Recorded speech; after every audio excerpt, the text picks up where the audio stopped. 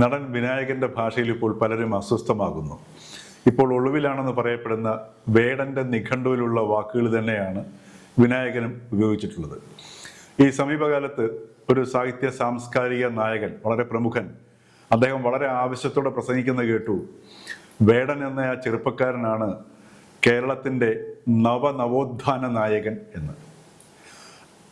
ഈ സാംസ്കാരിക നായകർ സൃഷ്ടിച്ചിട്ടുള്ള ഫലഭൂയിഷ്ഠമായ ഭൂമികയിൽ തഴച്ചു വന്നതാണ് വിനായകന്റെ ഭാഷയും. നമസ്കാരം. അടൂർ ഗോപാലകൃഷ്ണൻ, യേശുദാസ്, ഇവരെക്കുറിച്ച് നടൻ വിനായകൻ ഫേസ്ബുക്കിൽ ഒരു പോസ്റ്റ് ഇട്ടു. നമ്മുടെ കേരളത്തിൻ്റെ ഒരു പൊതു മാനദണ്ഡം വെച്ച് നോക്കുകയാണെങ്കിൽ, അല്ലെങ്കിൽ സാംസ്കാരിക നായകരുടെ ഒരു അവരുടെ ഒരു വിലയിരുത്തലിൽ നോക്കുകയാണെന്നുണ്ടെങ്കിൽ വിനായകന്റെ ഭാഷയെ നമുക്ക് കുറ്റം പറയാൻ പറ്റില്ല. കാരണം അൺപാർലമെന്ററി ആയിട്ടുള്ള, അതായത് കേരളത്തിൻ്റെ ഒരു സാംസ്കാരിക പശ്ചാത്തലത്തിൽ, അതായത് കേരളത്തിൻ്റെ സാംസ്കാരിക പശ്ചാത്തലം എന്ന് പറയുന്നത് ഇവിടുത്തെ സാംസ്കാരിക നായകരും സാഹിത്യ നായകരും പുരോഗമനക്കാരും പ്രബുദ്ധരും എന്ന് പറയുന്നവരും കേരളത്തിലെ മാധ്യമങ്ങൾ എൻഡോഴ്സ് ചെയ്യുന്നതുമായിട്ടുള്ള ഒരു സാംസ്കാരിക പശ്ചാത്തലത്തെയാണ് ഉദ്ദേശിച്ചത്. ഈ പശ്ചാത്തലത്തിൽ നോക്കുകയാണെങ്കിൽ വിനായകന്റെ ഭാഷ അശ്ലീലമാണെന്നോ ശരിയൊന്നും പറയാൻ പറ്റില്ല. അങ്ങനെ ഒരു അവസ്ഥയുണ്ട്. കാരണം എന്ന് വെച്ച് കഴിഞ്ഞാൽ വേടന്റെ ഭാഷ, വേടന്റെ ഏറ്റവും പ്രസിദ്ധമായ ഒരു പാട്ട്, അത് കോൺഗ്രസും CPM-ഉം ഒക്കെ എടുത്ത് വളരെ ആഘോഷത്തോടെ ആഘോഷിക്കുന്ന ഒരു കവിതയുമാണ്. അതായത് നീ തമ്പുരാനാണെങ്കിൽ എന്ന് കഴിഞ്ഞിട്ടുള്ള വാക്കാണ്.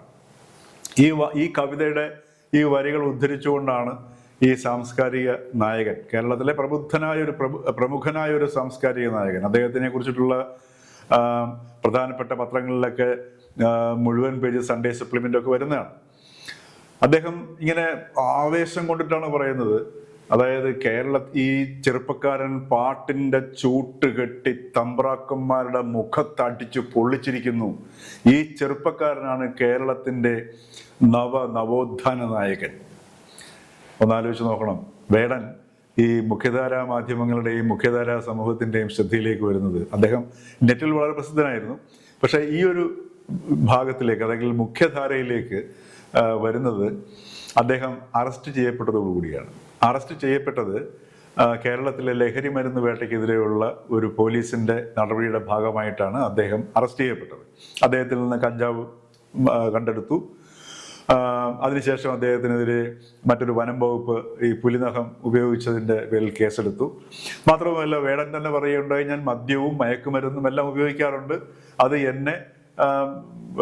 ഞാൻ ഒരുപാട് കുഞ്ഞുങ്ങൾക്ക് സ്വാധീനമാകുന്നു, അത് നിങ്ങൾ ഒരിക്കലും ചെയ്യരുത്, ഞാനത് മാറ്റാൻ ശ്രമിക്കാം.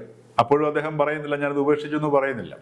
അപ്പോൾ ആലോചിച്ച് നോക്കണം. അതിനുശേഷമാണ് കേരളത്തിലെ CPM-ഉം കോൺഗ്രസും അതേപോലെ കേരളത്തിലെ പ്രബുദ്ധ കേരളവും ഏറ്റെടുക്കുകയും വേടന്റെ ഈ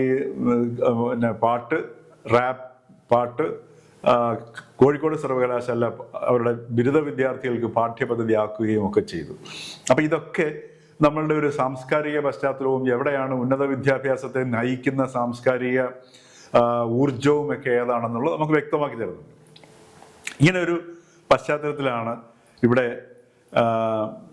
ഈ വിനായകന്റെ ഈ പ്രയോഗം വന്നിരിക്കുന്നത്. അടൂർ ഗോപാലകൃഷ്ണനെയും യേശുദാസിനെയും, ഒരു വ്യക്തികളെ, അല്ലെങ്കിൽ ഏത് വ്യക്തി ആയിക്കോട്ടെ, ആ വ്യക്തികളെ ഇതിൽ കൂടുതൽ അപമാനിക്കാനോ അല്ലെങ്കിൽ അപകീർത്തിപ്പെടുത്താനോ, അതുമല്ലെങ്കിൽ മോശം പറയാൻ, അപകീർത്തിപ്പെടുത്താനും അതല്ലെങ്കിൽ അവരെ ചെറുതാക്കാനും ഒന്നും ഈ വിനായകന്റെ വാക്കുകളോ അല്ലെങ്കിൽ ആരുടെ വാക്കുകളോ അതൊന്നും പര്യാപ്തമല്ല.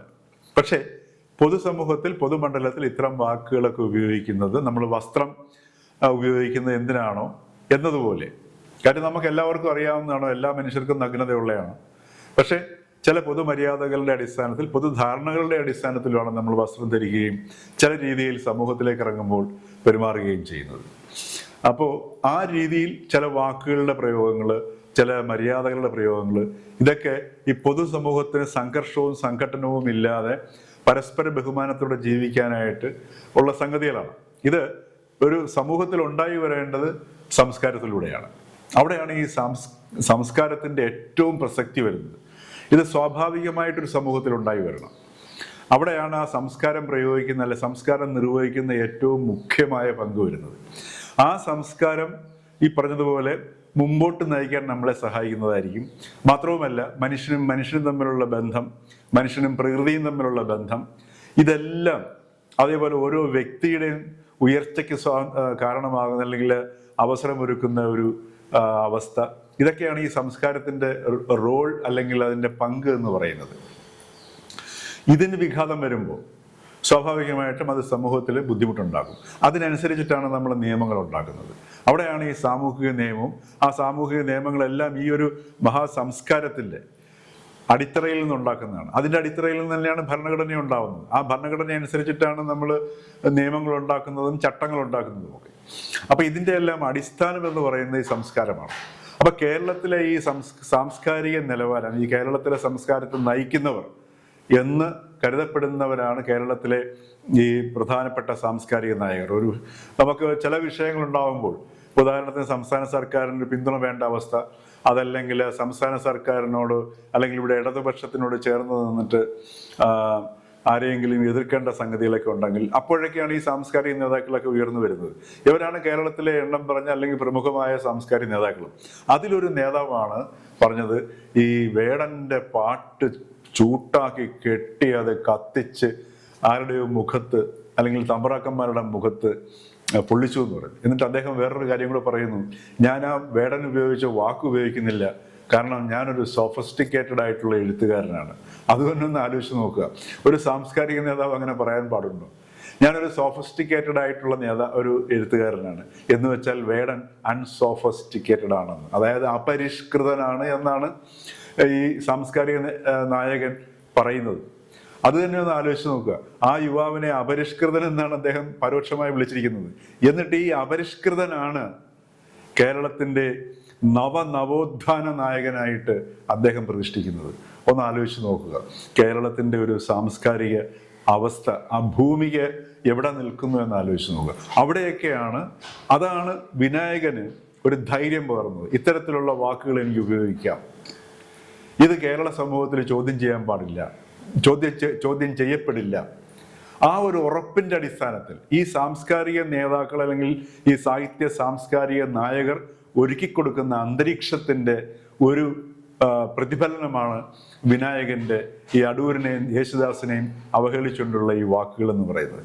അപ്പോൾ ഈ വിനായകൻ്റെ വാക്കുകളേക്കാൾ അപകടകരമാണ് അത് തഴച്ചു വളരാനുള്ള ഭൂമികയെ സൃഷ്ടിക്കുന്നത് എന്നുള്ള ബോധ്യത്തിലേക്കാണ് ഓരോ മലയാളിയും ഉയരേണ്ടത്.